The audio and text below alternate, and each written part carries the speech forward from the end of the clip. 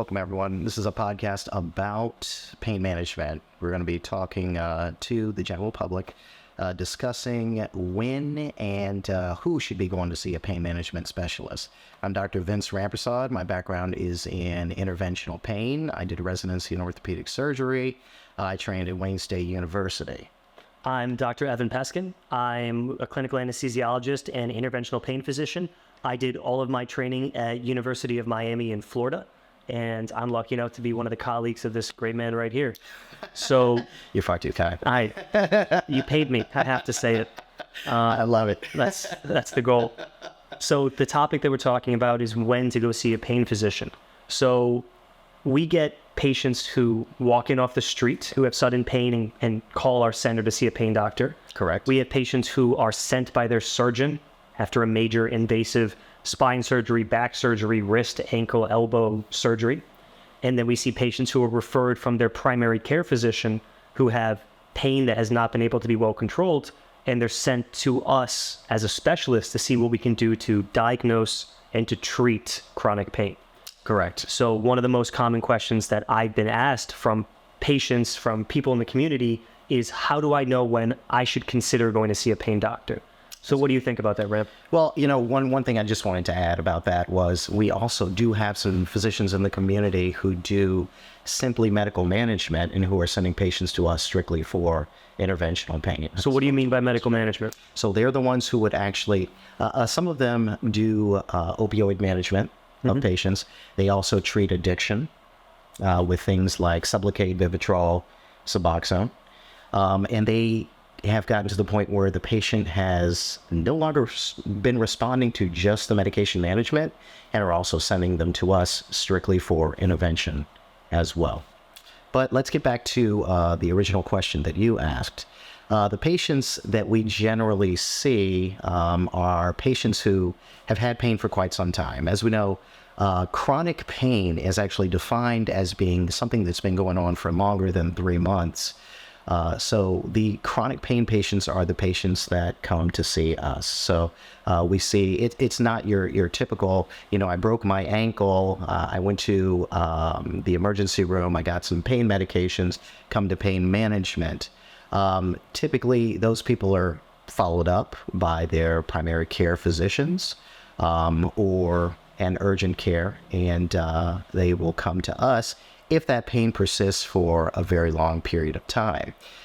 If that pain becomes what we call pathological, or the pain, the pain is no longer controlled by the normal medications, or the pain persists longer than we expect it to persist for a given injury, those type of patients come to us. We also see a lot, as Dr. Peskin said, a lot of patients who come from surgeons who have had back surgery, who have had orthopedic surgery, patients who don't have a pain management physician or a surgeon who is able to treat them with opioids for extended periods of time beyond, say, 3 or 7 days. And we may see those patients for a month, maybe 6 weeks, and try to control their pain in the meantime. Does that answer some of the questions? No, for sure. I mean, I think that's a lot of what we see. So let's talk about the example that you just said. Let's say I had in the past, I've rolled my ankle severely to the point where I tore a couple tendons in my foot. It was all swollen. It was incredibly painful to walk on. So at 1 week, it was still really tender, really red. I was taking a bunch of Tylenol to help with like inflammation, and I was taking a bunch of ibuprofen. At 4 weeks, a lot of the swelling had gone down, but I still had a lot of tenderness. How about at 4 weeks right then? Should I talk to a pain doctor? No, I mean, you're still in that post-trauma period. That you're still in the healing phase. Okay. At that point in time, you could come to see a pain doctor if you needed to, if you didn't have a primary care. But at that point in time, you'd still be treating it with the rest, the ice, the compression, the elevation. The anti-inflammatories would be our front lines for those types of things. We typically treat a fracture or an injury that you were just talking about with anti-inflammatories, sometimes with opioid medications in the acute period.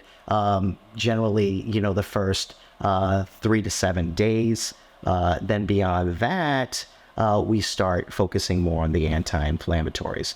Now, if this pain, if the redness persists beyond a month, okay, and you're starting to have nerve pain or a burning sensation, or sensations where, you touch the skin and it's incredibly painful, you're jumping like that, you start to see temperature changes, that sort of thing. At that point, we're getting beyond just the trauma, and we're getting into more complex pain conditions that need to be treated by A pain doctor. So, all right, so let's say it's been 3 months.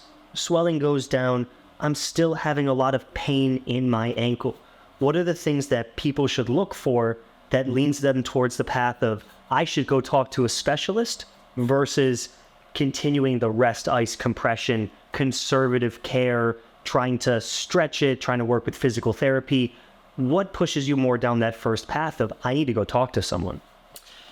If it's just simple soreness, I mean, if you've broken an ankle, or if you've pulled some ligaments, torn some ligaments in your ankle, you're going to have soreness, and you may have soreness for a year, in that area.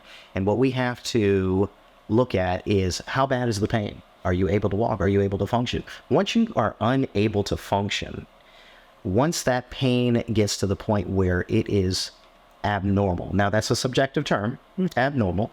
But again, if it's a burning, if you're having numbness, the first thing that actually needs to be done is you probably need to be seen, specifically with that type of injury, is by your primary care, by an orthopedic surgeon, because you may need x-rays. You may have a fracture that never healed. Yep. You may have a torn ligament, and so we need imaging studies. Okay. Yeah. So that's the next thing that needs to be done, is we actually need to look at it thoroughly. A thorough exam needs to be done to that body part, either by the primary care or the orthopedic surgeon.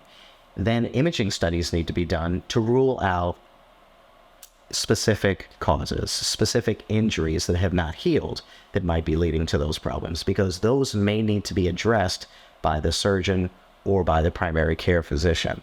Now, beyond that, if that pain, if they can't find something, or if there is an injury that is not amenable to surgery, or not amenable to the standard modalities, the anti-inflammatories that the primary care physician is providing, at that point in time, that patient should probably come to us. Okay. So how many years have you been doing pain management? I've been doing pain management for approximately 15 years. It's amazing. So in that 15 years, that's a very good sample study. Sure. You've seen both from coming as a surgeon, where you're the unicorn in pain management, where the vast majority of pain management physicians come from anesthesia, physical medicine and rehab, sometimes neurology, psychiatry. You're a rarity, and you're a wonderful practitioner who's able to see both the surgical side, which your understanding of anatomy is spectacular, as well as pain management. For the people you've seen who have been in pain for years, who are, or what category are the most common causes that patients come to see a pain management physician? Usually musculoskeletal and back pain. So I think back pain's probably the bread and butter. The number one. Yeah, more than anything. Yeah, absolutely. We have, when people come to us, back pain is definitely a very nebulous condition, as you know. Yeah. And you saw many of these, types of individuals, and you've seen this much pain in Miami when you were doing your fellowship. Yep. What types of back pain patients came to see you? Sure. So just like you said, back pain can be extremely complex, because in this little square of an area on your back, there's bones that have joints to the bones around them. There's tendons and ligaments that keep them aligned. There's wide variety of muscle layers on top of it. There's the spinal cord running down the center. There's the spinal nerve roots coming out at each side, left and right. There's a lot of things that can happen in this very small area that lead to back pain. I think the two most common back pain presentations that I saw, the first one was typically a little bit of an older population, and it's what we call facet arthropathy, or arthritis of the joints of your back. the spine is made of vertebrae, bones stacked on top of each other. Each bone, each vertebrae, has 2 little joints to the bone above, 2 little joints to the bone below. And that's what allows our back to bend, put pressure as we lean back, keep us stable.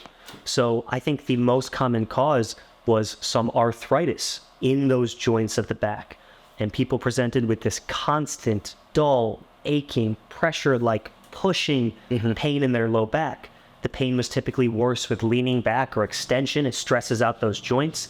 It's something that can respond well to anti-inflammatories like we talked about. There's always the issue where as it gets more severe, as it advances more, the medication starts to be less and less effective, as well as we know as doctors that taking anti-inflammatories for weeks to months to years has side effects. It affects your liver or your kidney function. It affects your bleeding. It can give you ulcers. There's side effects with these medications. There's no medication out there that doesn't have a side effect. If you find one, like we can retire today, and that would be it. Sounds nice. So I think that constant aching back pain, that arthritis of the back was probably the most common, followed by, for younger patients, in between each one of those vertebrae of the back, there's a disc. And those discs, as there's more pressure, as they squeeze together, either from something like falling in an injury, something like straining or working out, carrying heavy loads, all the way to some people get these disc herniations or these discs squeezing forward from something as simple as sneezing, bearing down all of a sudden, these discs squeeze out. When those discs squeeze out, they can poke against the spinal cord, they can poke against the nerves. So people get this, it's kind of in public, it's called sciatica, is what a lot of the population calls it. And what they mean is this sharp, stabbing, electrical nerve pain that usually radiates down a leg or radiates down an arm, just shooting down.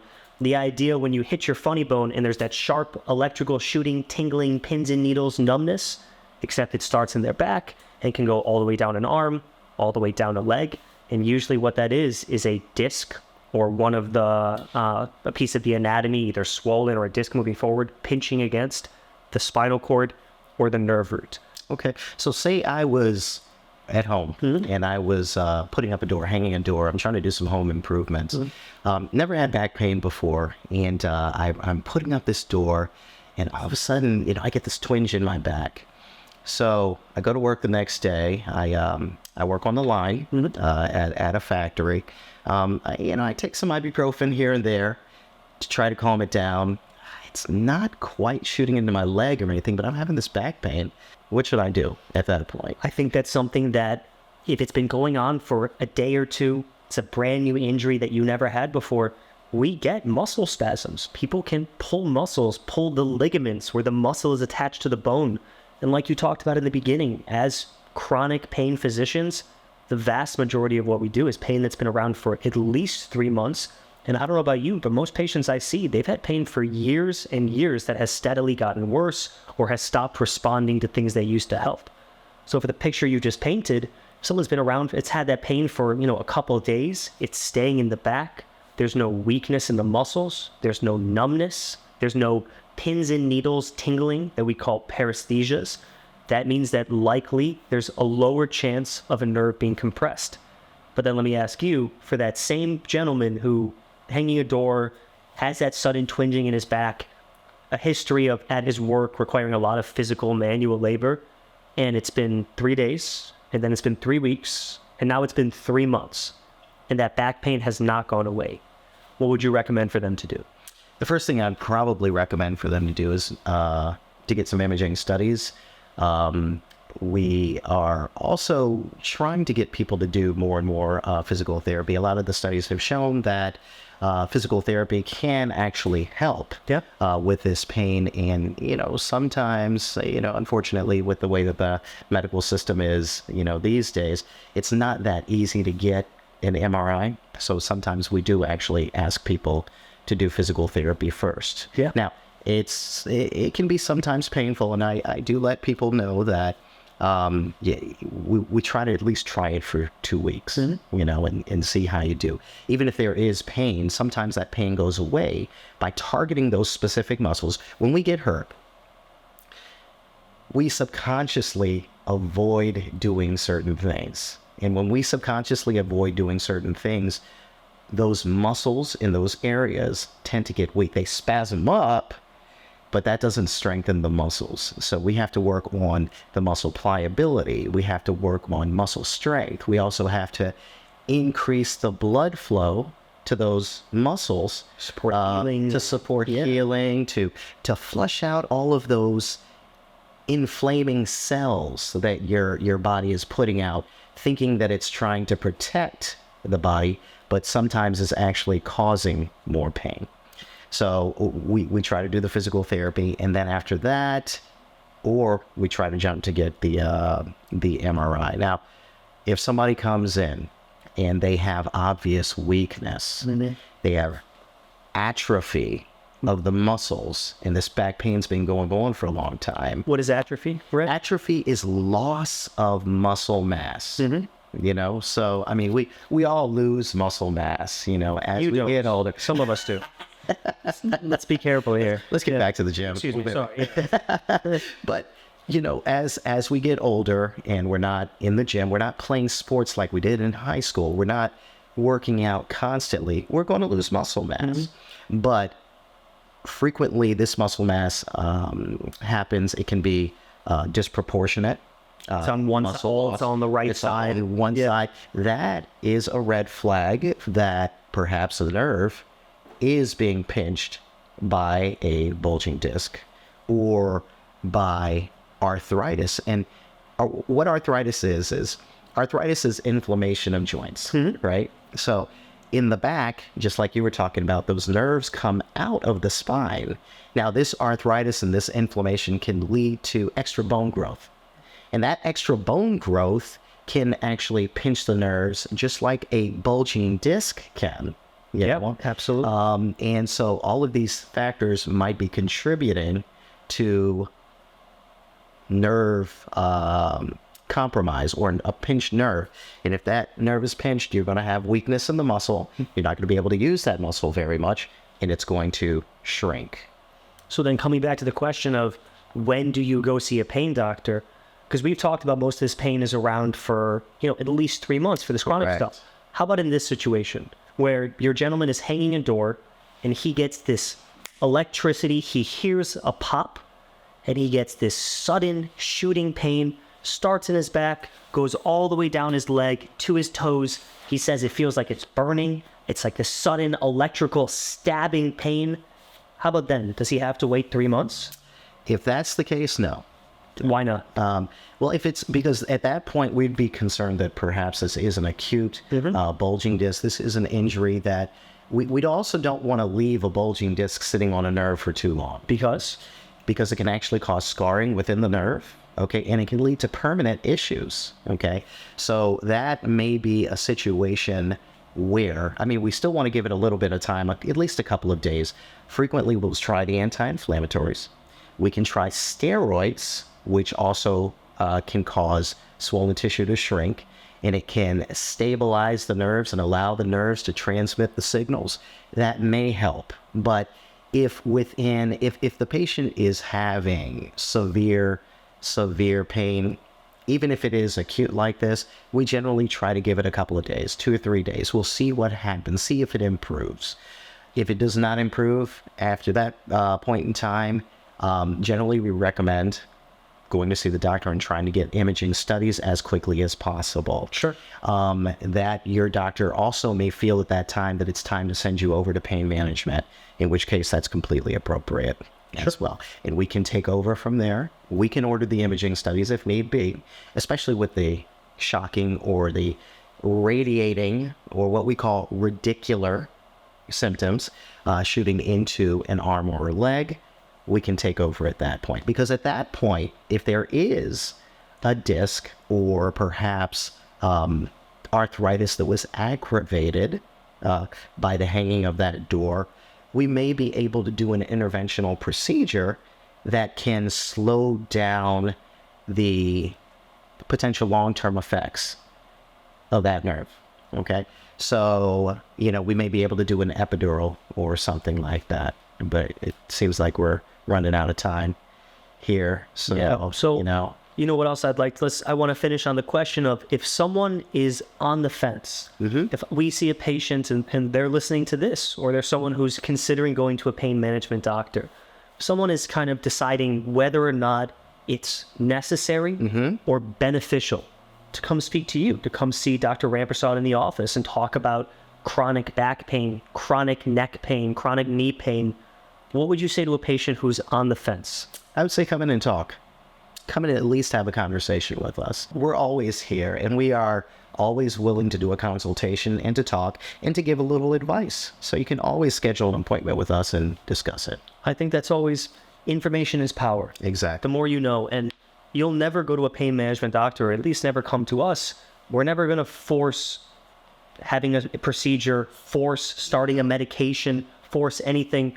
We are here to advocate, educate, and hopefully get people feeling better. Yeah. So, and what I tell people is, I'm like your coach. I'm going to give you a lot of options. I can't play the game for you. I can't take care. And everything that we discuss is going to be a decision that's made between the physician and the patient. And I am going to lay out all of your options, and I'm going to lay out what the potential risks for any of those options are and the potential benefits. For sure. It's a necessary conversation. Yeah, absolutely. Is there anything a patient can do before seeing a pain management physician, something they could do at home? Or is there a general advice you would give for people that could improve pain? I would definitely tell people to increase their activity, to work on, especially since, like I said, and like we both said, the majority of the pain is in the back. It's musculoskeletal. That's the majority of the things that we see. And we can talk about other conditions later. But when we do have those sprains, those strains, those, muscle spasms, doing things like yoga, going to the gym, doing exercises, not going to the gym and doing crazy things, but focused, gentle strengthening exercises, working with resistance bands. There's a ton of videos on YouTube that can show people safe ways to do exercises. Sure. If they don't want to pay, say, a personal trainer or go to physical therapy. It's getting your toes wet, that's starting in the shallow end. Exactly. How about diet and weight? Absolutely, 100%. And I'm glad you brought that up. Weight tends to be a huge contributor to a lot of arthritic issues. So by working on weight loss, and I'm not telling everyone to go to their, to be their ideal body weight, but consulting with your doctor, even coming and talking to us, we can give you weight recommendations. And again, that's all over the internet. Trying to get your weight down as much as possible will definitely help. Diet, key. There is a lot of foods out there that are inflammatory to people. And this is one of the things that I like to get into, conversations that I get into with a lot of my patients, is talking about the types of foods that can potentially be inflammatory.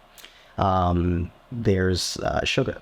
A lot of people are sensitive to dairy, and to cheeses and milks, and that tends to be quite inflammatory. And I actually have found in the 15 years that I've been practicing, I would give people specific diets where they would stay away from certain foods, and they tell me after 2 to 3 weeks that their pain has improved 30-40%.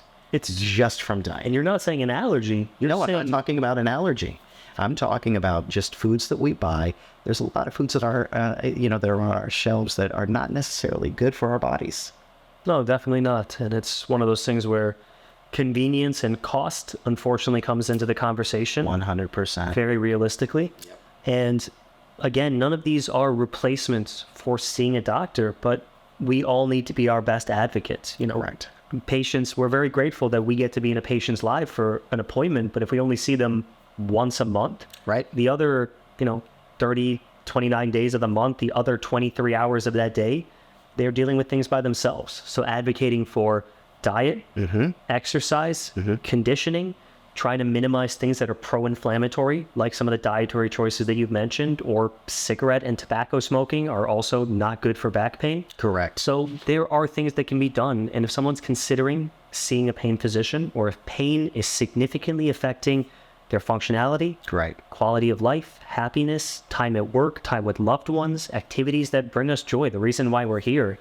And if the pain is impacting something that much, then starting to take personal decisions and personal steps to make those changes sometimes have like a life-changing effect on people. Absolutely. Absolutely. So They augment the treatments and the modalities that we do. Sure. You know, people find that when they do these things, especially in addition to the treatments that we give them, or even without the treatments that we give them, yes, it goes so far Gets to improvement. healing and improving their quality of life. I always say that dealing with chronic pain is not a sprint, it's a marathon. That's exactly It's what it is. constant steps in the right direction, not one big effort of saying for the next week I'm going to take Tylenol every day, or for the week I'm going to quit smoking cigarettes. It's constant steps in the right direction every day.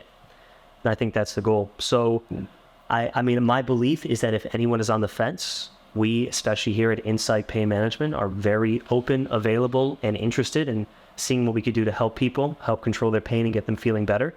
Between physical therapy, nutritionist, imaging, as well as surgeons that we all work together in concert with, it makes the continuity of care and the quality of care, I think, a different level. Yeah, and that's one of the things I love about where we are. Me too. Is we have, number one, we have some of the best pain management doctors around. I mean, but we all, you know, we consult with each other. We are very cohesive.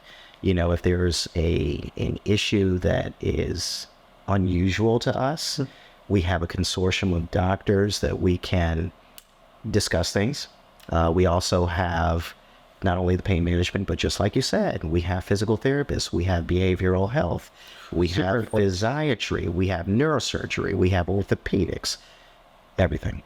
It's good. So again, if anyone has any questions about pain management, if there's any topic that people would like to discuss, Dr. Vincent Rampersaud and I are here and ready and excited to start this journey. Yep, and we look forward to talking to you.